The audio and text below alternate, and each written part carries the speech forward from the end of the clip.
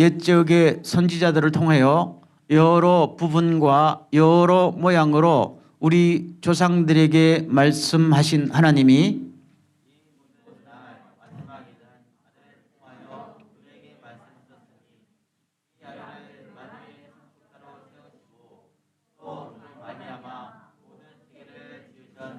다 같이 이는 하나님의 영광의 강체시요 그 본체의 형상이시라. 그의 능력으로 말미암아 만물을 붙드시며 죄를 정결하게 하는 일을 하시고 높은 곳에 계신 지극히 크신 이의 우편에 앉으셨느니라. 아멘. 우리 앞뒤 좌우로 아케마시데 오메데토 고자이마스 새 인사하겠습니다. 아케마시데 오메데토 고자이마스. 한국말로 좀 할까요? 새해 복 많이 받으십시오. 새해 복 많이 받으십시오. 그래도 한 번 더 영어로도 한번 해야 안 되겠나요? 해피 뉴 이어. 해피 뉴 이어. 한 해 동안 인도하신 하나님, 2023년에는 우리들에게 정말로 새로운 미래를 여시고 이끌어 주시기를 간절히 소원합니다. 자, 오늘의 말씀 다 같이 하겠습니다. 올바른 신앙 새로운 교회. 시작. 올바른 신앙 새로운 교회. 또 표가 되겠고 우리의 나아갈 방향이 되겠습니다. 여러분, 알렉산더라는 사람 본 적은 없지만 들었죠? 역사상 영웅이라고 일컬어지잖아요. 20대 30대 초반에 지중해 연안을 다 차지하고 인도까지 차지했잖아요. 그렇지만 그가 30대 중반에 죽었지요. 돌연병사했습니다. 죽고 난 다음에 어떻게 됐을까요? 죽고 난 다음에 여러분 잘 모르지요. 역사는 영웅다운 측면만 강조하는 거니까요. 그의 후계자들이 치열한 전쟁을 벌입니다. 1차, 2차, 3차 계속해서 벌입니다. 그 과정에서 자기 어머니가 자기의 부하들에게 죽임을 당하고 자기의 아내가 자기의 부하들에게 또 죽임을 당하고 자기의 두 아들이 또 죽임을 당합니다. 남는 게 뭐가 있어요? 아무것도 없어요. 온 우주를 창조하시고 이 땅을 통치하신 하나님의 입장에서 보면은 그렇죠? 한번 따라할까요? 너희들 뭐 하는 거냐? 그렇지 않겠어요? 너희들 도대체 뭐 하는 거냐? 뭐를 얻겠다고, 무엇이 되겠다고 온 세상에 수백만 사람들을 죽이고 너희들 스스로도 아무것도 아닌 뭐 하는 거냐? 그런 것이죠. 오늘 말씀 보십시오. 세상은 성경 말씀은 하나님이 우리에게 주신 계시의 말씀, 가르침의 말씀이죠. 이 모든 인생에 가장 올바른 해답을 주시려고 누가 오신 거예요? 예수 그리스도. 예수는 인간과 우리의 삶에 하나님의 해답 아닙니까? 내가 곧 길이요 진리요 생명이다 그러잖아요. 여러분, 성경의 중심 인물이 누구예요? 예수 그리스도. 구약의 중심 인물도 예수 그리스도. 신약의 중심 인물도 예수 그리스도. 성경은 온 역사의 중심 인물이고 역사의 모든 것을 여는 키가 되는 분은 예수 그리스도라고 이야기하잖아요. 자, 오늘 본문 말씀 다시 한번 보세요. 옛적에는 선지자들을 통해서 여러 부분과 여러 모양으로 우리 조상들에게 하나님이 말씀하신 적이 있어요. 아브라함을 통해서도 하나님의 뜻을 전달하고 이사야를 통해서도 다윗을 통해서도 모세를 통해서도 하나님의 말씀을 쫙 전달했지요. 그게 구약 성경 아닙니까? 그러나 2절 이 모든 마지막에는 누구를 통해요? 자신의 아들 예수 그리스도를 통해서 하나님의 명확하고도 온전한 뜻을 다 뭡니까? 우리에게 밝히셨습니다. 그렇죠? 그래서 예수 그리스도가 모든 것을 드러낸 하나님의 최종적인 하나의 말씀이고 갈 길이고 우리의 모든 것이다 라는 이야기를 하지요. 그러면은 우리 예수 믿는 사람들이 누구에게 집중해야 돼요? 예수 그리스도. 예수 그리스도. 제가 지난 시간에도 말했지만 아브라함에 집중하면 안 돼요. 다윗이 아무리 양치기에서 왕이 됐다고 해도 우리의 모델이다. 아니에요. 예수가 33살밖에 못 살고 십자가에 비참하게 죽었다. 아니다. 이렇게 하면 안 된다는 이야기지요.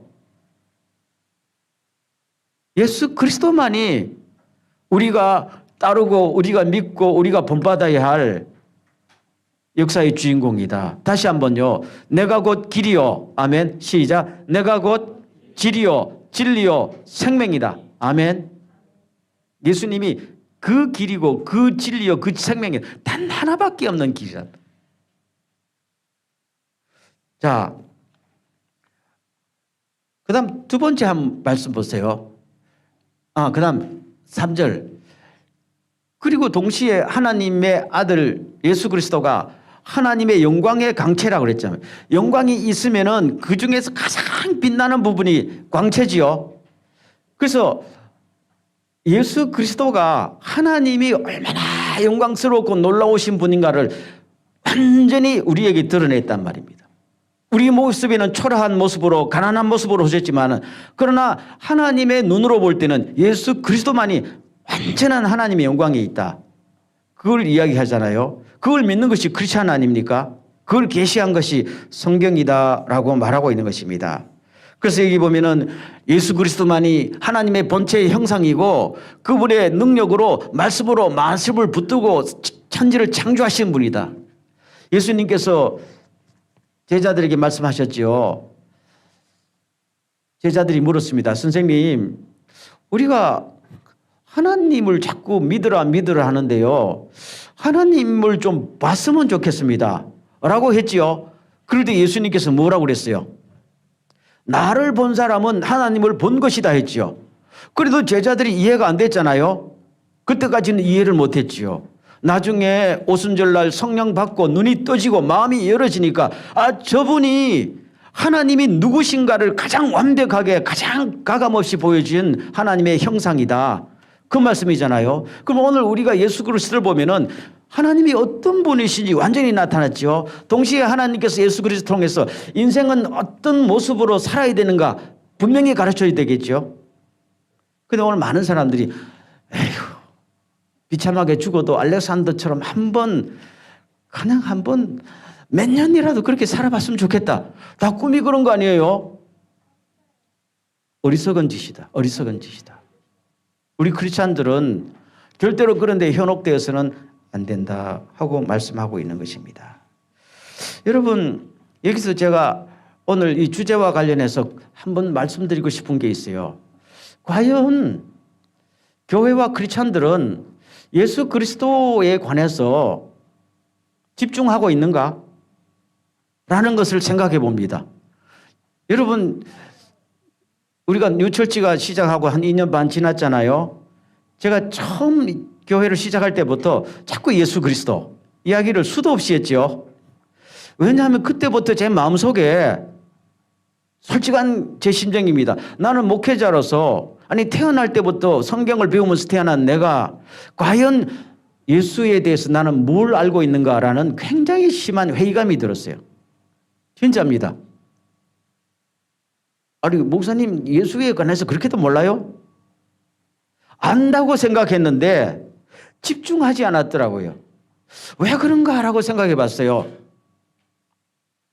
그러니까 또 목사님만 그렇지 우리는 아니다 생각하지 말고 여러분이나 저나 똑같아요. 사실은요. 보세요. 제가 신학 공부를 오랫동안 해냈지요. 근데 여러분 신학이라는 것이 가만히 보면은 예수 그리스도에 관해서 배우는 과목이 없어요. 정말입니다. 조직신학, 구약신학, 신약신학, 무슨 실천신학, 선교신학, 무슨 신학. 그렇죠. 저는 전공이 교회 성장학 이런 쪽인데 조각조각 내어서 전문으로 파고들고 수많은 이론으로 다 배웠는데 나중에 보면은 심플하게 예수가 어떤 분이신지에 대해서 집중으로 배우는 과목이 한 과목도 없었다.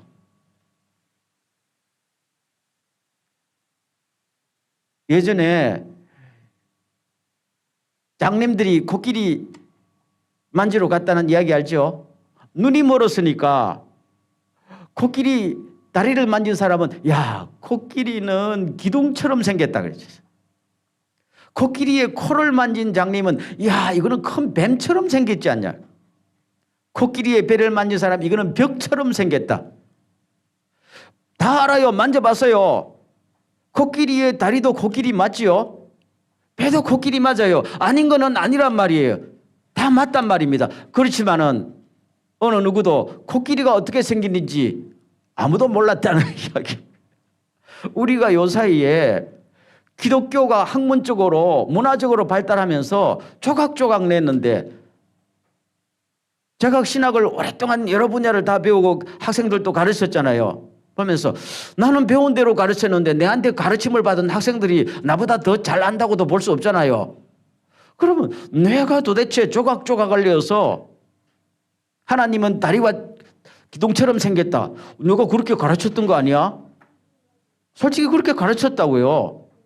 그렇다고 예수에 관해서 아예 모르는 것도 아니었지만 나는 안다고 생각하면서 예수님은 큰 뱀처럼 생겼다, 벽처럼 생겼다 가르치고 학생들은 공부하고 그걸 가지고 또 목사가 되어서 목회했던 거 아니야? 저도 마찬가지지만은. 그런데 제가 나이가 들면서 가만히 생각해 보니까 이게 웃긴다. 웃긴다 이거. 웃긴다.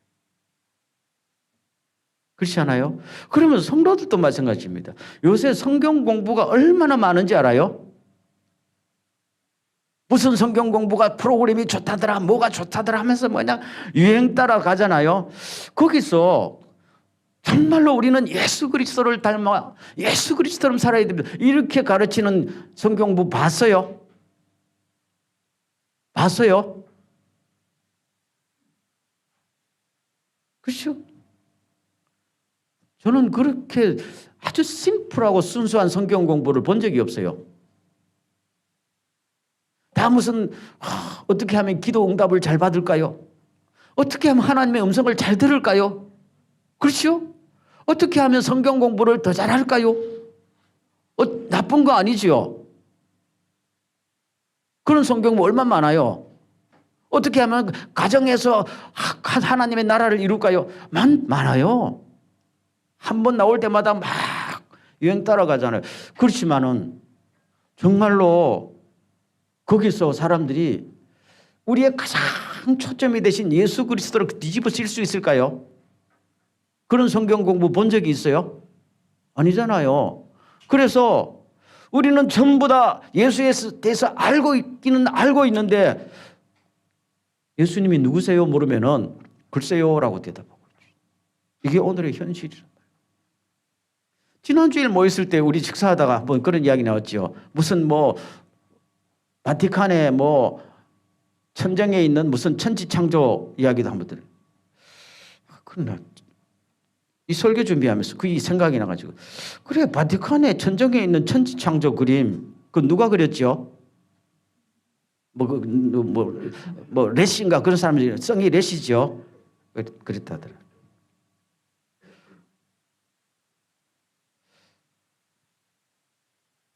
그 그림 그린 거하고 예수님을 따라가는 거하고 그 관계가 있었을까? 여러분 중세에 보면은 예수님의 초상화 많이 나오죠.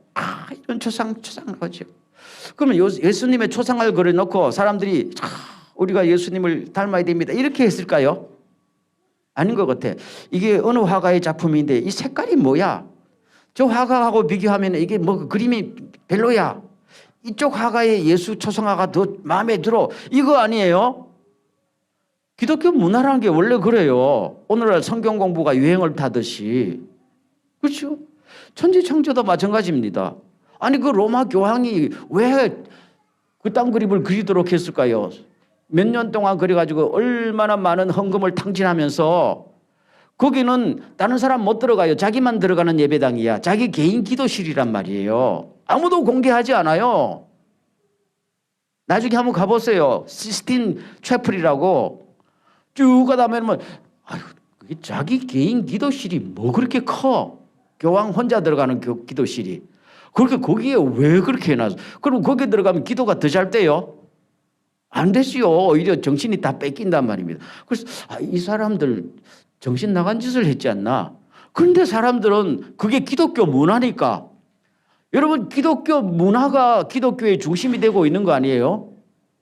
그렇죠? 아니란 말이에요. 어떻게 보면 교회가 신앙의 중심이 되면 안 되는 것처럼 교회도 기독교 문화도 우리의 중심이 되면 안 되죠. 오직 우리의 초점과 중심은 누구? 예수 그리스도입니다. 이걸 떠나가면은 다 문제가 생긴단 말입니다. 그래서 오늘 고린도후서 13장 5절 말씀 볼게요. 조금 더 넘어가서 다음에 야 나왔는데 그 다음 기절 보세요. 안 나왔구나. 여기 있죠. 시작. 너희는 믿음에 있는가? 너희 자신을 시험하고 너희 자신을 확증하라. 예수 그리스도께서 너희 안에 계신 줄을 너희가 스스로 알지 못하느냐? 그렇지 않으면 너희는 버림받은 자니라. 사도 바울이 고린도 교회를 보니까 예수님에게는 별 관심이 없고 누가 교회에서 리더십을 갖고 있느냐 맨날 이것 가지고 그러거든요. 야, 이게 교회는 교회인데 예수가 빠진 교회 아니에요? 모이면 전부 예수님이 뭐라고 말씀하시더냐? 예수님이 어떻게 살았어?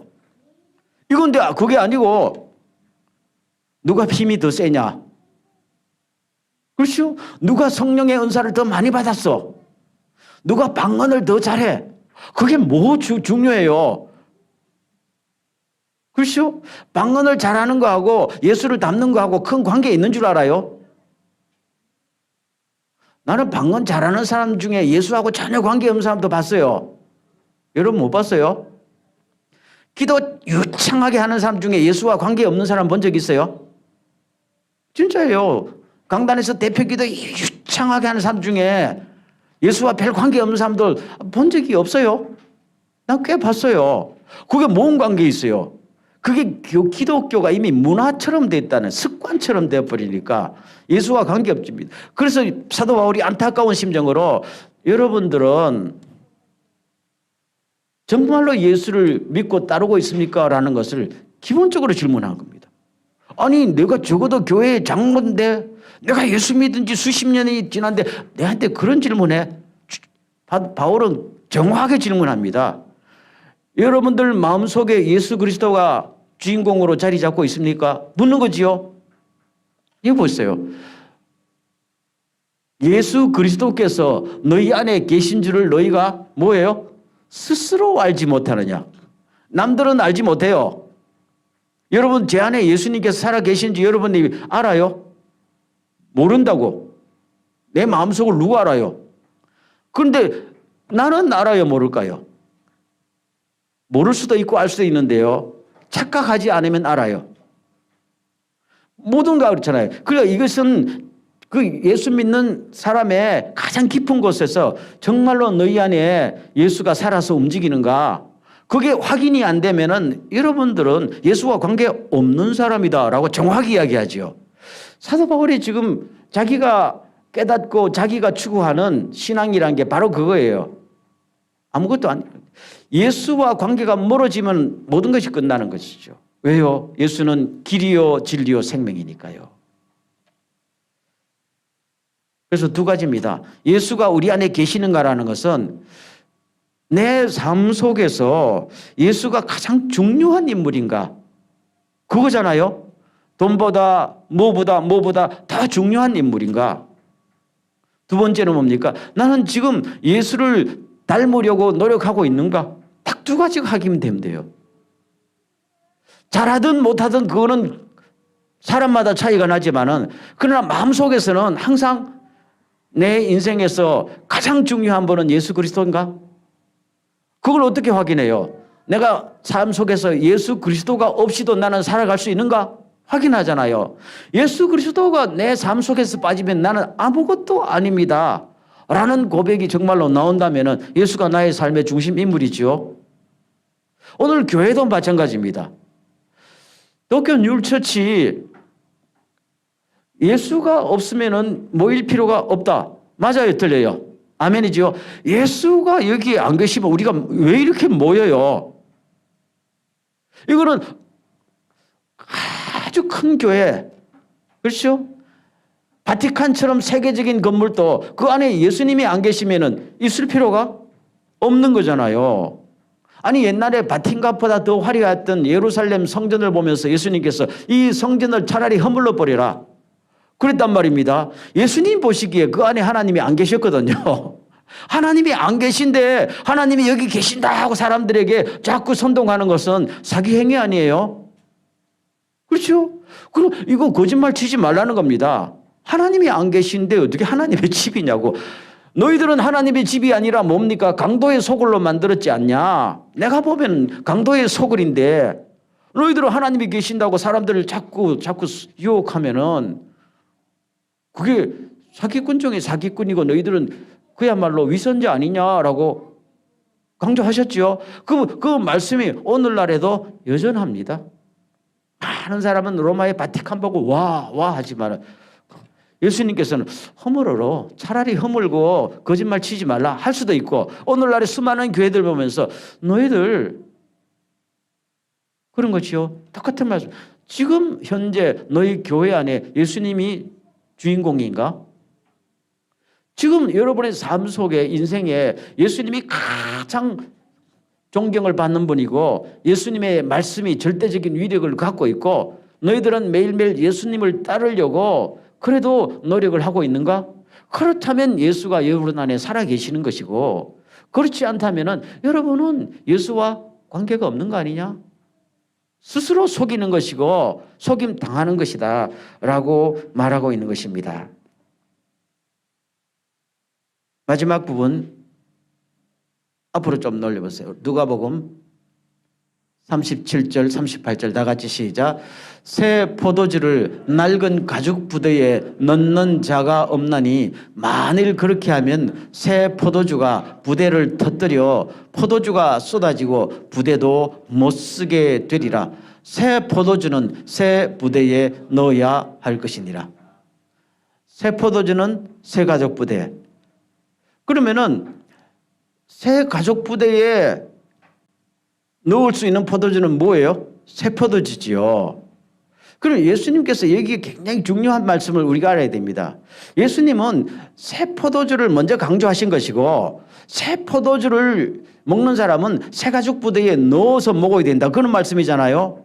그런데 우리는 자꾸 이 의미를 놓쳐버리고 새 가죽 부대에 뭘 넣어야 된다. 이거 아니에요. 새 가죽 부대에 묵은 포도주를 넣을 필요가 없는 거잖아요. 묵은 포도주는 묵은 가죽 부대에 넣어도 상관이 없어요. 그러면 새 포도주는 누구예요? 예수 그리스도. 예수님의 말씀이잖아요. 그러면 오늘 우리가 예수 그리스도의 말씀을 정확하고 살아있는 말씀으로 받아들이지 않는다면 뭘 바꿀 필요가 있어요? 없어요? 교회 갱신이 필요합니까? 내 삶의 갱신이 필요해요? 필요 없어요. 이걸 우리 알아야 됩니다. 아니 예수와 멀어지는데 개혁을 뭐 해요? 요새 많은 사람들이 야 교회를 개혁해야 합니다. 왜 교회를 개혁하나? 지 안에 하나님이 안 계시고 예수가 안 계시는데요. 그 교회 안에 예수님이 존중받지 못하는데 교회를 개혁합시다. 그래 그놈이지. 그거 아니에요? 오늘 아침에 너무 흥분하면 안 되겠지만 바로 그 말입니다. 제가 몇 년 전부터 자꾸 나에게 어떤 숙제처럼 나에게 주어지는 이 과제를 풀고 싶어요. 그렇죠? 여러분과 같이 풀고 싶어요. 우리 삶 속에요. 교회 안에서요. 예수의 위치를 재확인하고 예수님의 말씀의 위치를 다시 한번 우리가 생생한 현장의 말씀으로 받아들이지 않으면요. 교회 사실 존재할 필요가 없는 거 아니야? 그렇죠? 그런 이야기입니다. 여러분 제가 하나 물어볼게요. 지난 몇 년, 1, 2년간 세계 화제의 인물이 푸틴 아닙니까? 푸틴이죠.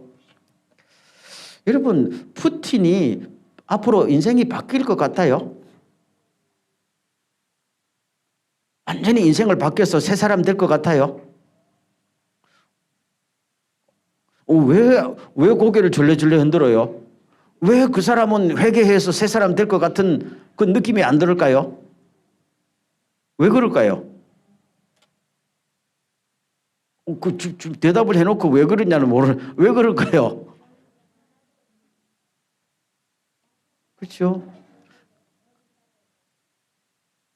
놓고 싶지 않은 게 너무 많거든요. 권력과 재산과 이제까지 느꼈던 모든 부귀 영화 쾌락이 이걸 놓은 순간 이거를 위해서 전쟁을 한 거 아니에요? 푸틴과 그의 그룹들이요. 이거 영원히 지속되지 못하니까 이걸 영원히 지속하려고 수단 방법을 안 가린 것이 독재고 독재를 유지하려고 전쟁을 일으키고 전쟁을 일으켜 수많은 사람을 죽이잖아요. 한 개인의 이 야망이요. 알렉산더와 같은 야망이 온 역사를 갖다가 그야말로 피 묻은 역사로 바꾸는 거 아니겠어요? 예수님의 말씀이 바로 그겁니다.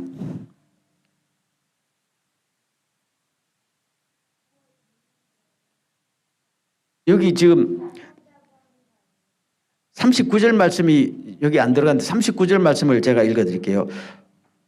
묵은 포도주를 마시고 나서 새 포도주를 원하는 사람은 없다. 묵은 포도주를 마신 사람은 묵은 것이 좋다고 한다. 라고 결론의 말씀이 나옵니다. 왜 사람들이요 새 포도주를 안 마시고 새 가죽 부대에 넣지 않는가 하면요.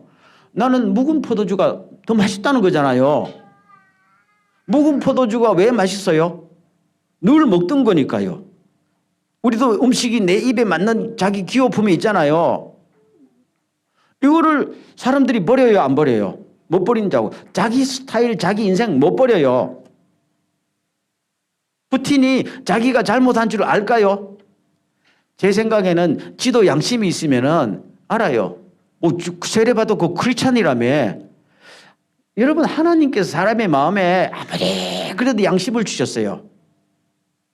늘 양심의 가책을 받는 건 아니지만은 그래도 지 손으로 수많은 사람을 구렁텅이에 몰아넣고 지는 그래도 나는 행복하다 하겠어요? 지도 얼마나 이 권력을 안 놓치려고 힘들겠어요. 힘들지만은 멈출 수 없는 거잖아요. 그렇죠? 그건 다 사람들이 다 그런 거 아니에요? 북한의 김정은이 행복할까요? 지도 힘들 거야.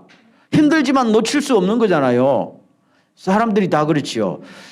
당시에 유대인들도 마찬가지였어요. 종교 지도자들도 뭐가 이것이 잘못돼 간다는 걸 알았는데 놓고 싶지 않는 거예요. 이미 묵은 포도주 맛에 익숙해서 세상의 돈과 권력과 명예와 이 사랑은 모든 걸 놓아버리면 나는 의미가 없어진다고 생각하니까 그냥 계속 붙들면서 가는 것이죠.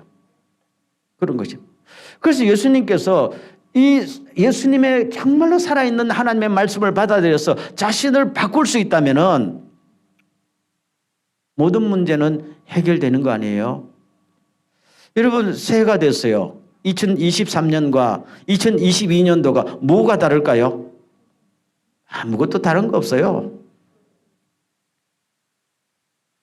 어제까지는 밥을 먹었는데 오늘은 물만 마시고 살까요? 그런 인생을 존재하지 않아요. 그렇죠? 2023년 되면 남편 바꿔요? 그렇지. 그렇게 안 되잖아요. 그 사람과 같이 살고 그 밥 그대로 먹고 그 패턴해요. 그러면은 2023년은 새로운 희망으로 갑시다. 그것뿐이지 실제로 안 바뀐 아무것도 안 바뀐 그거는 우리의 수십 년의 경험으로 알잖아요. 그러면은 사람은 어떻게 새로운 미래로 나갈 수가 있어요? 방법은 딱 하나입니다. 자신을 바꾸면은 미래가 바꿔지는 거 아니에요? 자신이 바뀌어지지 않는데 미래가 달라질까요? 아무것도 달라지는 거 없어요. 자신을 우리의 주인공이시고 모든 삶의 해답이 되시는 예수님과 더불어 예수님에게 맞춰서 나를 자꾸만 바꿔 나간다면요. 오늘이 달라지고 내일이 달라지고 내년이 달라지는 거 아니에요? 이것은 우리가 실제로 달라지는 것은 결심만으로 안 되는 거 알지요? 몸이 움직여야 되는 거 아니겠어요? 내가 오사카로 가겠다 해서 오사카 가지는 거 아니잖아요. 실제로 신칸센 표를 끊어서 타야 되는 거잖아요. 마찬가지로 우리가 올해는 정말로 주님과 더불어 놀라운 희망으로 변화되는 한 해가 되게 하옵소서. 그러면은 예수 그리스도 기준으로 해서 나를 자꾸만 바꿔 나간다면요. 나도 모르게 내 인생이 바뀌어지는 거잖아요. 믿습니까? 바로 그겁니다. 그래서 제가 원래는 우리가요, 기독교 문화도 아니고 사람도 아니고 코끼리 다리도 아니고 코끼리 전체 예수 그리스도가 누구신지요. 아브라함도 아니고 다윗도 아니고 바울도 아니에요. 오직 예수 그리스도. 아멘. 예수 그리스도에게 좀 집중하면서 그분이 자꾸 나의 삶의 주인공이 되게 하시고 오늘도 내일도 그분을 따라가다 보면요. 여러분 우리가 뒤를 돌아보면요. 내가 원하지 않아도 내가 의도하지 않아도 내 삶이 엄청나게 새롭게 바뀌어 있다는 사실을 확인하는 한 해가 되기를 바랍니다. 아멘. 저도 그러고 싶고 우리 다 같이 그러고 싶어요. 다시 한번 강조하지만 제가 한 3년 전부터 내 삶에 많은 변화가 일어났었잖아요. 그렇죠? 그러면서 늘 하면서 우리가 도대체 예수를 믿는다는 게 뭔지를 매일매일 생각했어요. 우리가 썩고 있는 거 아니냐. 교회 생활 속에서 우리가 뭐를 지금 잡아야 될 것인가 하면서 자꾸만 주어지는 하나님의 가르침이랄까. 예수에게 집중하십시오. 다른 분도 아닙니다. 예수. 기독교도 아닙니다. 기독교라는 게 예수가 빠지면 아무것도 아니지요. 그래서 오로지 예수. 그래서 원래는 예수에게 다시 한번 집중하는 한 해가 꼭 되셔서 놀라운 변화와 더불어 미래가 펼쳐질 수 있기를 간절히 소원합니다. 이 시간 한번 동성으로 기도할 때 하나님 정말로 예수 그리스도가 내 삶의 주인공이 되게 하시고 오늘 또 내일 또 예수님을 따라갈 수 있도록 우리를 인도해 주십시오. 가정도 개인도 교회도 새로워지게 하옵소서. 다 같이 한번 동성으로 기도합니다.